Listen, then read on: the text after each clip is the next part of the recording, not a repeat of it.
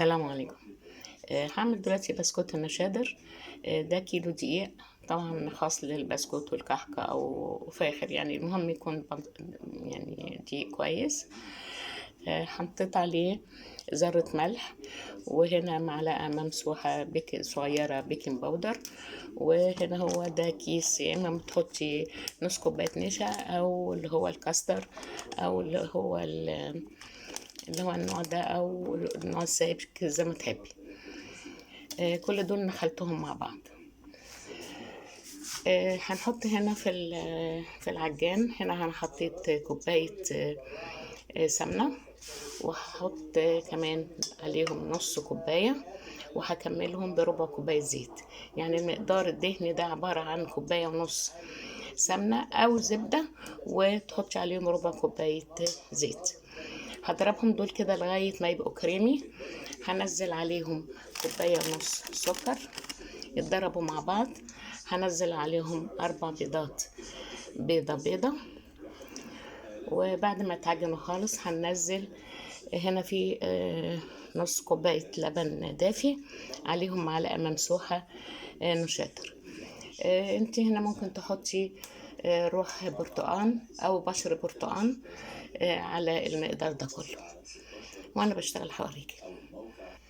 انا حطيت هنا في الخلاط دلوقتي الكوبايه ونص السمنه او الزيت او سوري او الزبده، وعليهم ربع كوبايه زيت. هضربهم مع بعض.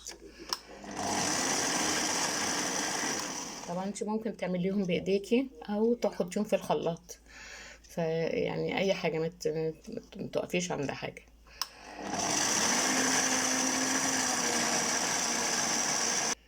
دلوقتي انا هنزل كوبايه ونص سكر. عايزه تحطي كوبايتين لو حلاوتها يعني شايفاها انها قليله، زودي كوبايتين. انا هحط كوبايه ونص سكر.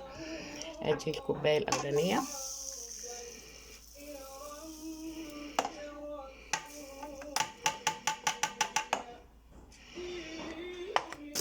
ودي نص الكوبايه الثانيه. قطعه نزل نص كوبايه بس،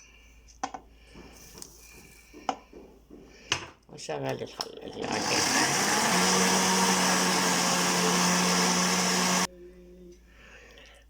قلت لك ممكن تحطي بشر برتقانه او تحطي معلقه تانك زي ما انا حطيت كده.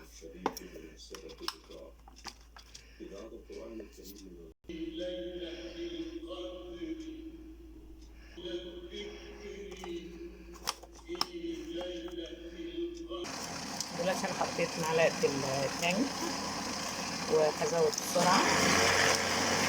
دلوقتي انا حاطه هنا هو كوبايه ونص سمنه او زيت او زبده، وعليهم ربع كوب زيت.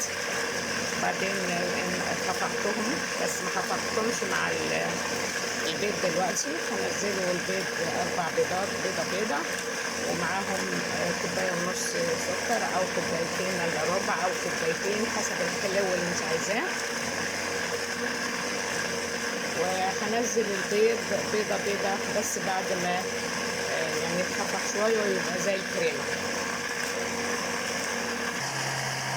دلوقتي البيض انا كسرته بره، حطيت عليه فانيليا، وهنزل بيضه بيضه.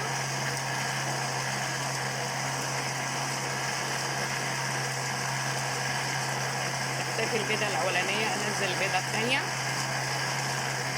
بعدين الثالثه،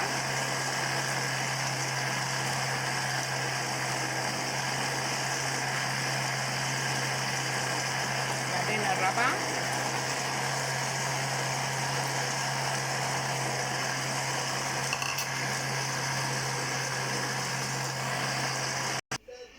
هنا دلوقتي نص كوباية لبن دافي، هنحط عليه معلقة ممسوحة من النشادر، واسيبهم لغاية اهي على طول فارت.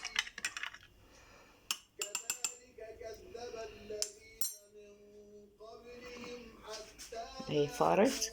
هننزلها شوية شوية على المقدار وهو شغال.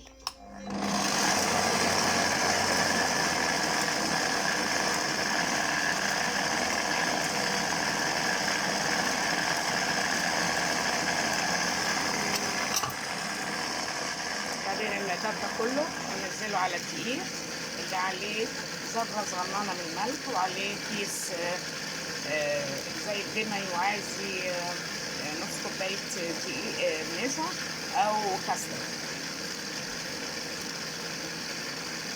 ومعلقة صغيرة برضو ممسوحة بيكنج باودر. دلوقتي هنزل المقدار اللي خفقناه كله على الدقيق،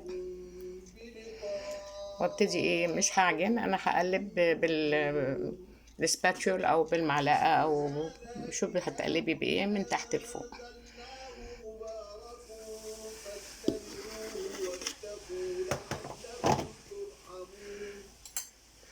ادي هقلب كده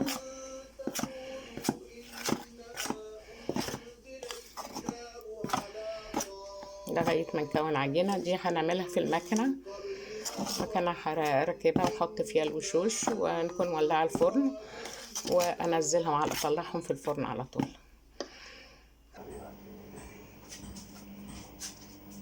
حضرت المكنه اليدويه، حطيت فيها حته عجينه. العجينه اهي حلوه طريه، وبالمكنه انزل كده مقدار 4 صوابع او شوفي الطول اللي انت عايزاه، وبكده وانا في نفس الوقت مولعه الفرن، وخلي فيه مسافه. وطبعا هو ان شاء الله مش هيفرش لان السكر مظبوط والنشادر والبيكنج باودر كله مظبوط واتخدمت تمام. لو عندك اللي هو الكيس، انت بس هتقللي من الكيلو يعني مقدار حبة دقيق كده عشان تبقى لينة تقدر تنزل من الكيس. وكده حد معاكي يساعدك ماشي، محدش هيساعدك زي ما انا بقى هشتغل كده. ايد بتلف وايد بترص، وكده لغاية ما اخلص كل الكمية.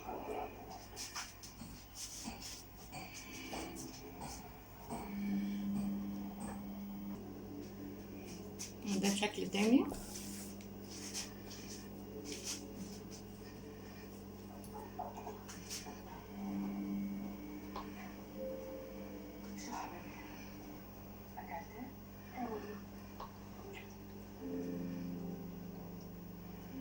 حطيت الصاج الاولاني، اول ما تخلصيه على طول تدخليه الفرن. انا دخلت الاولاني في الفرن وده خلاص هدخله بره. هنقل اللي تحت فوق واللي فوق تحت. دي بسكوت النشادر، الجزء اللي طلعته من الفرن اهو مقرمش ولا فرش ولا حاجه. تعملي المقادير دي جميله قوي. وادي خبيزه، وادي اهو نفك. وده النوع اللي هو طويل،